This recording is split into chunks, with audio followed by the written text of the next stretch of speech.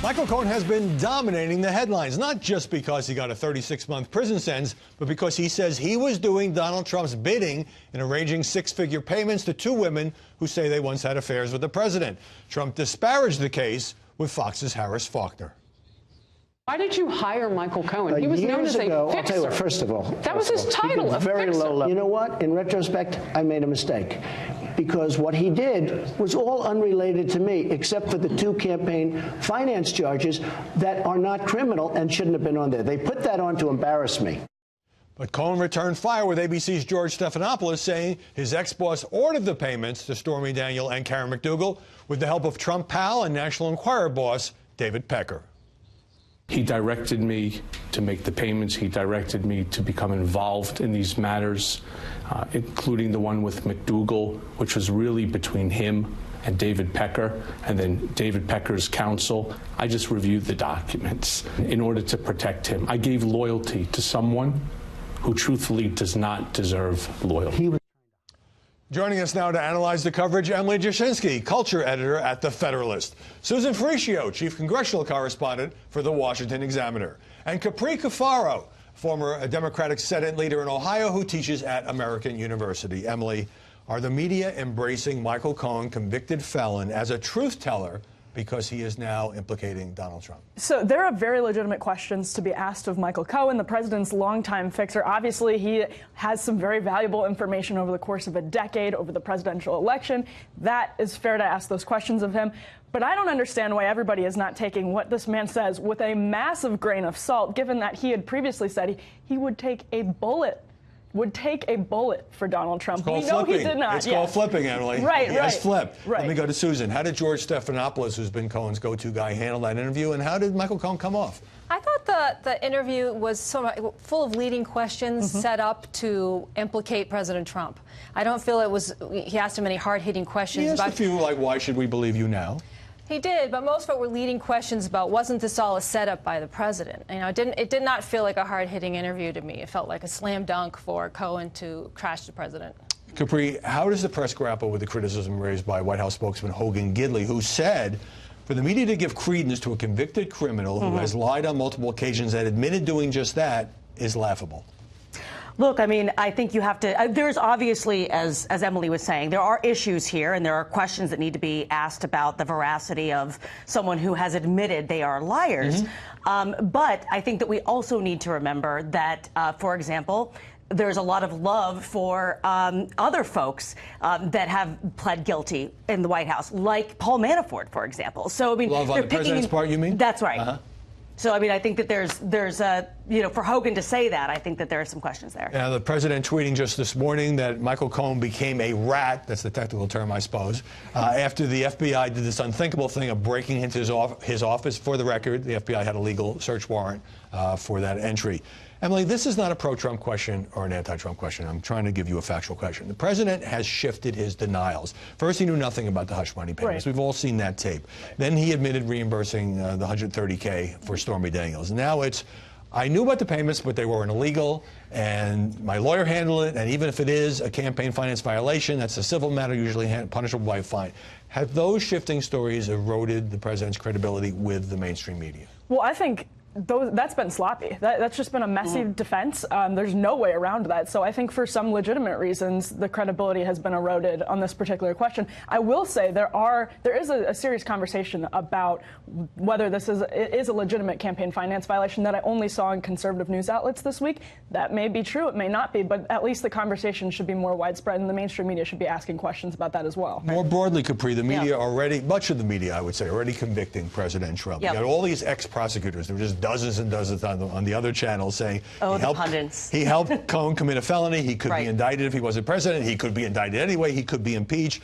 Is this an overreaction given where we are in the investigation? I think what frustrates me the most about this issue and the coverage of this issue is that there's really no investigative journalism that is engaging this. You have two camps going on. You have a group of people that are basically saying they're convicting Trump by association, you know, with Michael Cohen, who has pled guilty, or you have the other camp essentially saying that, you know, Cohen's a liar and Trump's being railroaded. We're not having legitimate, substantive conversations about this because the media has decided to just, you know, decide on their own have camps, and I you know, disagree partially. I think some of the facts that have come out later confirmed in the investigation, and it depends on whether you believe Cohen or not, have been brought out by aggressive reporting. The Wall Street Journal broke the story about Stormy Daniels days before the 2016 election. But what you're saying is that the coverage, particularly because coloration is so the coverage is so partisan that it colors it. Do you agree with that? I think so, yes, and I think there needs to be more.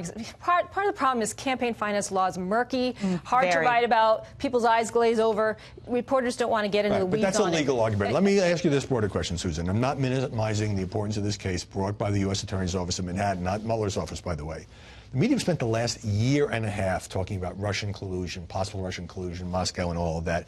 And now it seems at the moment to be sort of, never mind, it's about paying off a couple of Well, there's some vague connection. Don't forget Cohen also was cooperating with Mueller about the dates of contacting the Russians about building property there. Yeah, I understand. So that's important. So they're kind of clinging to that. So the media is holding on to that, saying there's still collusion here, there's still collusion here. But they're also, if you look at the language in these media reports, it's now expanded to other problems that Trump has. So they're just kind of fishing around, looking for even more. And it reminds me. It's more like it's creating a pattern. I don't know if it reminds you of this, but of the Clinton administration, the Whitewater investigation just dragged through his whole presidency. It became just an expansion, an investigation to find any crime here or there. Investigations have a way of morphing, and there are multiple investigations. The question for the press is this: as unsavory as all this is about the women, for a president to be involved in payments to women, does the underlying problem, allegedly suppressing stories about sex, does that rise to the level, there are echoes of Bill Clinton in this, of theoretically indicting or impeaching a president? I would say it is greatly disappointing to me, and the more we learn about it, the more disappointing it is. I think it's not appropriate behavior, it's not acceptable behavior. But no, I don't think it hits that standard, and I don't think the American people will buy that it hits that standard. And so you can make the argument in Congress all you want, and I expect the House Democrats, I expect Senate Democrats to do it, and I think it will be a mistake if they push it too far. But many in the press are doing that as well. And the same question to you, Capri. And by the way, Rudy Giuliani told the Daily Beast about these payments. Nobody got killed. Nobody got robbed. It's not a big crime. Now, he did walk that back with the Daily Beast, and today he was with Chris Wallace, and he said it was out of context. He also called Cohen a complete pathological liar. But is the essence of the argument here is just not that big a deal? Well, remember the old bumper stickers you mentioned? Clinton lied, nobody died.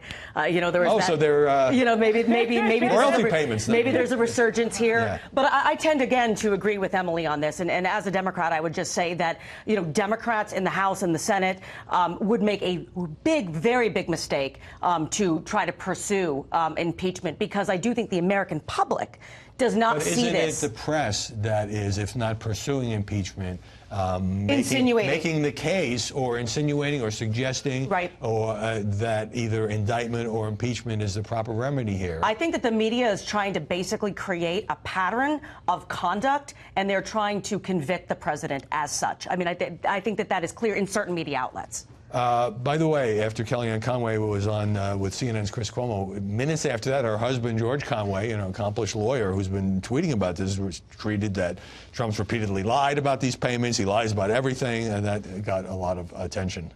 You know what was really interesting this week, too, that a lot of people did not pay any attention to, was an exchange between the incoming House Speaker, Nancy Pelosi, and the press at her weekly press conference, where they started asking her, again, the litany of questions about impeachment. And she immediately said, you know what, maybe you would have more readers, maybe your ratings would improve if you asked about something other than Donald Trump's legal problems. Every single week, this is all we talk about. Let's talk about other issues that Americans care about. It was an astonishing moment, really. Right. So in a way, she agrees with the White House critique that did not enough focus on substance. It's all about investigations, allegations, and that may block the Democrats from getting their message out. And so finally, I mentioned the president's been tweeting this morning. We go through this every Sunday. Let's put it up on the screen. A real scandal, he says, is the one-sided coverage, hour by hour, of networks like NBC and Democrats' spin machines like Saturday Night Live. He goes on to say, should be tested in courts, can't be legal, only defame and belittle. Collusion. I get that he's increasingly frustrated by both the coverage and by Alec Baldwin. Yeah. But suggesting it's not legal and maybe should be reviewed by the courts, troubling? I never like it when he gets into this, and he's only asked questions, to be fair. He's never really seriously pursued anything. He mostly just asked the questions. But that's like saying, about whether should government they be hung? Question mark. Right, yeah. Well, he asked these questions about whether government should regulate the press or whether government should regulate corporations, Silicon Valley, whatever it is. I never like. I always think it's going against conservatism. It's going against my instincts as a conservative, and I don't think it's appropriate behavior from the president. But I mean, some of these tweets. Well, there's also an entertainment. Just briefly, Yes. I mean, you have a remedy under our system. You can file a libel suit, not practical for a president. Not practical but for a president. Here he is saying collusion, legal question. Well, this is exactly what he's unfortunately playing into the media's hand, into the left's hand, by basically saying, look, they'll point to this tweet and they'll say, see, President Trump wants to silence the press. He wants to silence the First Amendment, and he wants to present himself as the king of America. He's not wrong, though, by the way, about SNL becoming a Democratic spin machine. I want to put that out there. All right. Well, we'll talk about that another time. Great discussion. Let me